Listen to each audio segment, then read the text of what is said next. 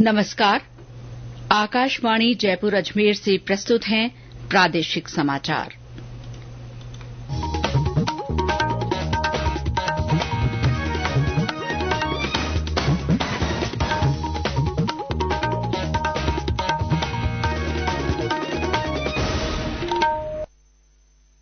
मुख्य समाचार।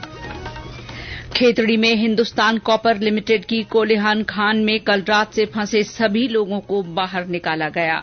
हादसे में एक अधिकारी की मृत्यु।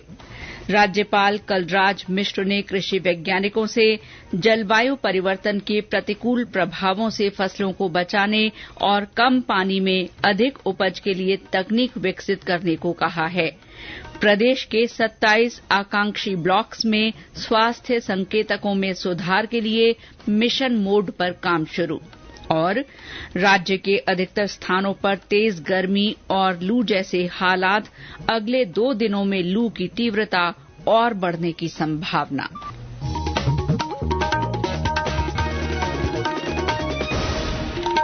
समाचारों के साथ मैं शीला चावला और अब समाचार विस्तार से। नीमका थाना जिले के खेतड़ी में हिंदुस्तान कॉपर लिमिटेड की कोल्हान खान में कल रात फंसे 15 अधिकारियों और कर्मचारियों में से 14 को सुरक्षित बाहर निकाल लिया गया है। इस दुर्घटना में कोलकाता से आए मुख्य सतर्कता अधिकारी उपेंद्र पांडे की मृत्यु हो गई, जिनके शव को भी बाहर निकाल लिया गया है। राज्य आपदा प्रतिसाद बल एसडीआरएफ के अतिरिक्त पुलिस महानिदेशक अनिल पालीवाल ने बताया कि कल रात 10 बजे खदान की लिफ्ट का केबल टूटने से 1875 फुट की गहराई पर 15 लोगों के फंसे होने की सूचना मिली थी। इसके बाद बल की टीम ने रात 3 बजे मोर्चा संभालते हुए बचाव कार्य शुरू किया। इससे पहले खेतड़ी कॉम्प्लेक्स और स्थानीय लोग बचाव कार्यों में जुटे थे। रेस्क्यू टीमों ने सबसे पहले गंभीर रूप से घायल 3 लोगों को बाहर निकाला, जिसके बाद 5 व्यक्तियों को और अंत में सभी को बाहर निकालकर अस्पताल भिजवाया गया। हादसे में घायल 8 अधिकारियों को जयपुर के निजी अस्पताल में भर्ती करवाया गया है। हमारे संवाददाता ने बताया कि खदान में कल रात खेतड़ी कॉपर कॉम्प्लेक्स के चीफ सहित विजिलेंस की टीम नीचे उतरी थी। इसमें कोलकाता से आए अधिकारी भी शामिल थे।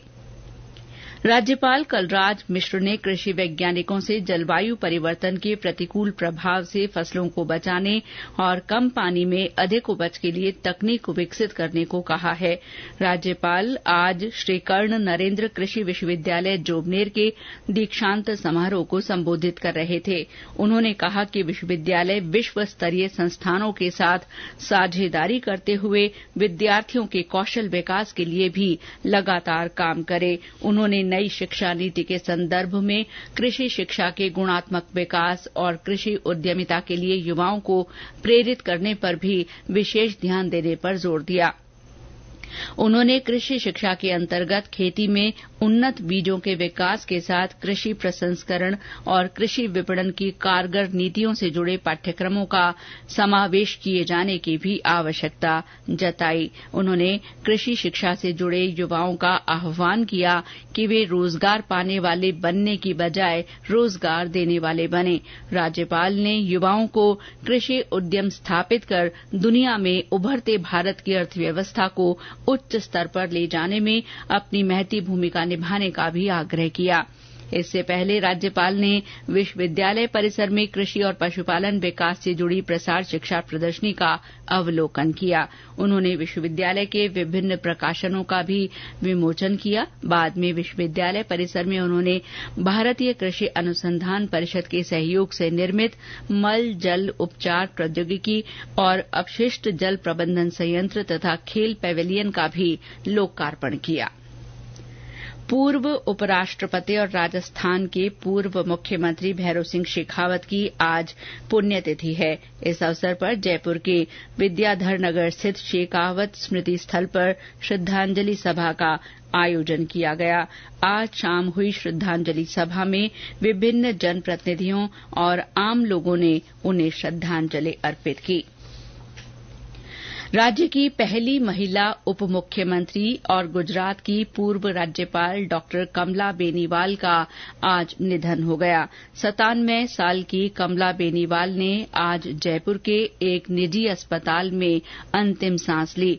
कमला बेनीवाल साल 2003 में अशोक गहलोत मंत्रिमंडल में राज्य की उप मुख्यमंत्री बनी। वे साल 2009 से 2014 तक गुजरात की राज्यपाल रहीं। उन्होंने मिजोरम और त्रिपुरा की राज्यपाल के रूप में भी सेवाएं दी। वे 7 बार राजस्थान विधानसभा की सदस्य रहीं। उनका अंतिम संस्कार कल जयपुर में पूरे राजकीय सम्मान से किया जाएगा। प्रधानमंत्री नरेंद्र मोदी ने उनके निधन पर शोक जताया है। श्री मोदी ने कहा कि उनके गुजरात का मुख्यमंत्री होने के समय श्रीमती कमला बेनीवाल गुजरात की राज्यपाल रहीं, तब उनके साथ कई बार बातचीत हुई। प्रधानमंत्री ने डॉक्टर कमला के परिजनों के प्रति संवेदना व्यक्त की। राज्यपाल कलराज मिश्र ने भी सोशल मीडिया एक्स पर पूर्व राज्यपाल के निधन पर शोक जताया है। ढाका से दिल्ली जा रही फ्लाइट को आज जबरन जयपुर एयरपोर्ट पर उतारा गया। इस विमान को आतंकवादियों ने हाईजैक कर लिया था और जयपुर ले आए थे। विमान में 29 यात्री और कैप्टन सहित 2 क्रू मेंबर थे। संदिग्ध लगने पर सीआईएसएफ और राजस्थान पुलिस ने एयरपोर्ट पर कार्रवाई शुरू की और आतंकवादियों को मार गिराया। इस दौरान एयरपोर्ट पर मौजूद यात्री और स्टाफ सकते में आ गए, लेकिन बाद में मॉक ड्रिल होने की सूचना मिलने पर सभी ने चैन की सांस ली। ये समाचार आकाशवाणी जयपुर अजमेर से प्रसारित किए जा रहे हैं। प्रदेश के 27 आकांक्षी ब्लॉक्स में स्वास्थ्य संकेतकों में सुधार के लिए राज्य के अधिकारियों को जिम्मेदारी दी गई है। चिकित्सा और स्वास्थ्य विभाग की अतिरिक्त मुख्य सचिव शुभ्रा सिंह ने इस बारे में आदेश जारी कर अधिकारियों को ब्लॉक आवंटित किए हैं। इन अधिकारियों को हर महीने आवंटित ब्लॉक में जाकर स्वास्थ्य सेवाओं का जायजा लेकर रिपोर्ट पेश करनी होगी। श्रीमती सिंह ने बताया कि केंद्र सरकार ने देश भर में 500 आकांक्षी ब्लॉक चिन्हित किए हैं। इनमें से 27 राजस्थान के हैं। इनके विकास के लिए निर्धारित 39 संकेतकों में से 7 स्वास्थ्य सेवाओं से जुड़े हैं, जिनमें सुधार के लिए मिशन मोड पर काम शुरू किया गया है। इन संकेतकों में मातृ स्वास्थ्य सेवाएं, ब्लड प्रेशर, डायबिटीज स्क्रीनिंग और टीबी उपचार की सफलता की दर तथा अन्य बिंदु शामिल हैं। राज्य के सभी सरकारी अस्पतालों में पर्यावरण संरक्षण और हरियाली में बढ़ोतरी के लिए हरि वन वृक्षारोपण अभियान चलाया जाएगा। इस अभियान के तहत राज्य के चिकित्सा संस्थानों में लगभग 1 लाख पौधे लगाए जाएंगे। ये अभियान 1 जुलाई से 31 जुलाई तक चलाया जाएगा। सामुदायिक स्वास्थ्य केंद्र और इससे निचले स्तर के चिकित्सा संस्थानों में 5 तथा इससे ऊपर के चिकित्सा संस्थानों में 10 पौधे लगाए जाएंगे। अभियान के लिए फलदार और छायादार पौधों का चयन किया गया है। संयुक्त निदेशक डॉ सुनील सिंह ने बताया कि अभियान के सफल क्रियान्वयन के लिए 11 चिकित्सा संस्थानों के हरिवन मित्रों को राज्य स्तर पर सम्मानित किया जाएगा। और अब मौसम। राज्य के अधिकतर स्थानों पर तेज गर्मी और लू जैसे हालात बने हुए हैं। उत्तर पश्चिमी जिलों के अलावा कुछ दक्षिण पूर्वी इलाकों में भी गर्मी के तेवर तीखे होने से जनजीवन प्रभावित हो रहा है। हनुमानगढ़ जिले में भीषण गर्मी और लू के थपेड़ों का दौर आज भी जारी रहा। अधिकतम तापमान 42 डिग्री सेल्सियस दर्ज किया गया, जिससे जनजीवन अस्त व्यस्त रहा। गर्मी के चलते बाजार और गलियां सूने नजर आए।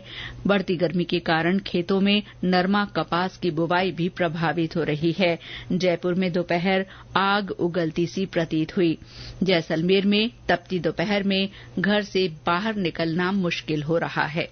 सरहदी जिले जैसलमेर में भीषण गर्मी का दौर लगातार जारी है। आज सवेरे से ही सूर्य देवता के तीखे तेवर देखने को मिले। वहीं दोपहर में स्वर्ण नगरी के बाजारों में सन्नाटा पसरा नजर आया। भीषण गर्मी के चलते जिले भर में बिजली की आंख मिचौली से आम जन हैरान व परेशान है। वहीं जिले भर में पेयजल संकट भी गहराया हुआ है। भीषण गर्मी के चलते सैलानियों की आवक भी थम सी गई है। वहीं जिले भर में विभिन्न संगठनों द्वारा पक्षियों के लिए दाना पानी की सुविधा को देखते हुए परिंदे लगाए जा रहे हैं। मनीष व्यास, आकाशवाणी समाचार, जैसलमेर।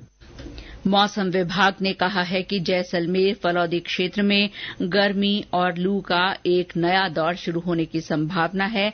कल से जोधपुर बीकानेर संभागों में कुछ स्थानों और 17 मई से जयपुर भरतपुर संभागों के कुछ हिस्सों में लू की तीव्रता फैलने की संभावना है।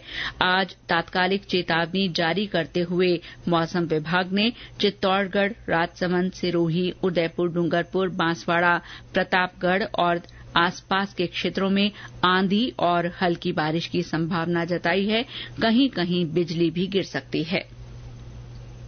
श्रीगंगानगर में राष्ट्रीय खाद्य सुरक्षा योजना के गेहूं की एफसीआई के गोदाम से लेकर राशन डिपो तक परिवहन की ऑनलाइन निगरानी की जाएगी। डीएसओ सुमित्रा बिश्नोई के अनुसार जिले के सभी 771 राशन डिपो की पहले गूगल लोकेशन मैपिंग कर दी गई थी। अब एफसीआई के गोदाम की लोकेशन की मैपिंग भी कर दी गई है।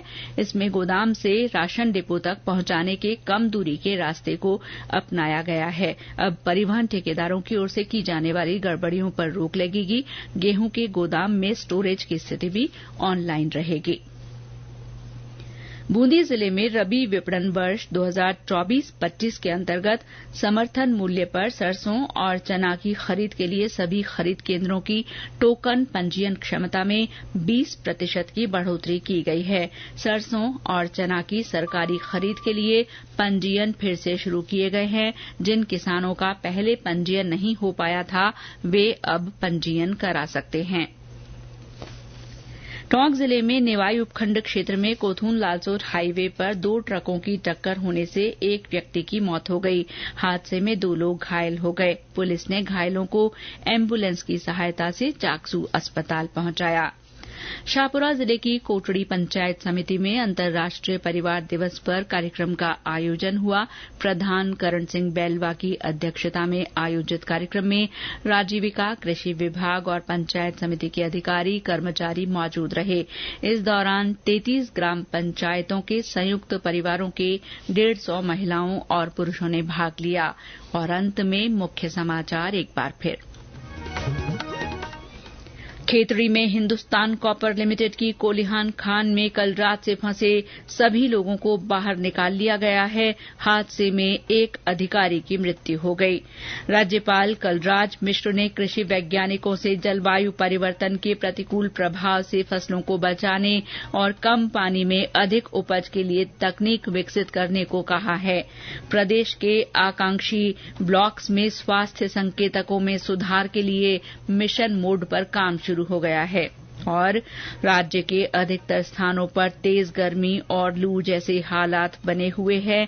अगले 2 दिनों में लू की तीव्रता और बढ़ने की संभावना है। इसके साथ ही प्रादेशिक समाचार बुलेटिन समाप्त हुआ। नमस्कार।